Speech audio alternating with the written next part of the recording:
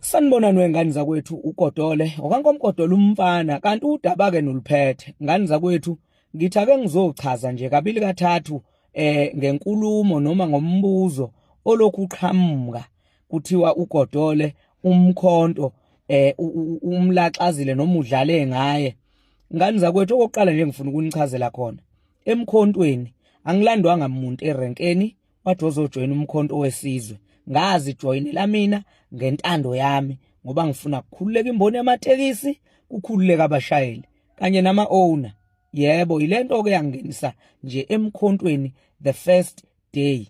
Ngangabhekile nokuthi ngingahamba ngize ngifike la sengikhona ngendaba yomkhonto. Uyazibona nje nedlathi ukuthi ngigcwele ngithenswe.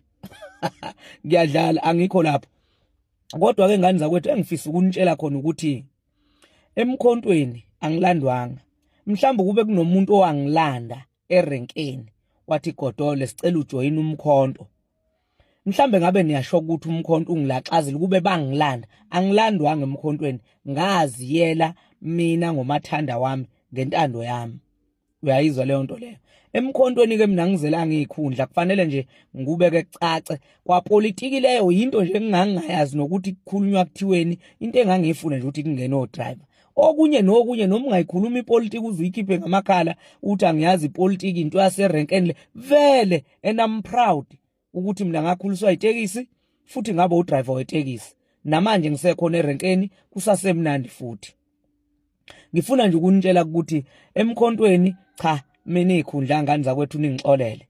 Ngabachazela nabo abaphethe ngathi ngiyanicela iPhalamende mina nePhalamende amazi noParafini ngeke ngiye lapho. Mina into engangenele emkhontweni ukuthi ngizotshela abantu iqiniso ukuze kuphumele amaqembu adli imali zomphakathi. Ilokho nje ngikwaziyo. Nangempela basifeza isifiso sami. Bathi cha lalela kweGodole. Wena ufana nomdlali odlala ngempela ibhola. Othi uma kungenwe groundini ukhoje engamkhoji ukuthi wofike wenzeni. Kodwa uyawazi umsebenzi wakhe. Sebeshilo ke nakimi emkhontweni bathi mfana phekwabo asizukutshela ukuthi isebenza kanjani, uyazi wena ukuthi ungena kanjani ebantwini. Banginikeza nje i-free role yokuthi ngiyidlalele nje ngomathanda. So lento yokuthi nithi uGodole walaxazwa emkhontweni engathi wayelandwe othize wathi ozojoyina umkhonto. Umuntu olaxaziwe umuntu owalandwa. Angilandwanga mina. Kodwa ke ngifisa ukunitshela khona ngoba ngiyazi ukuthi nifisa ukwazi. Cha uGodole ukhona emkhontweni futhi uyohlala khona. Sebewunikeza uhlanya kumkhonto kulokho. Angizubabhokoda ngizobanyisa. Kodwa lalela ke ngikuhlebele.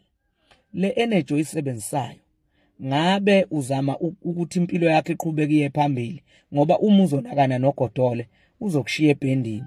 Le energy esinayo ake sifake ieffort ekutheni impilo zethu uqhubeke ziye phambili, yonke into ibe mnandi, ukwazi ukuthi impilo yakho iqhubeke iye phambili than ukunaka impilo kaGodole. Sengimile.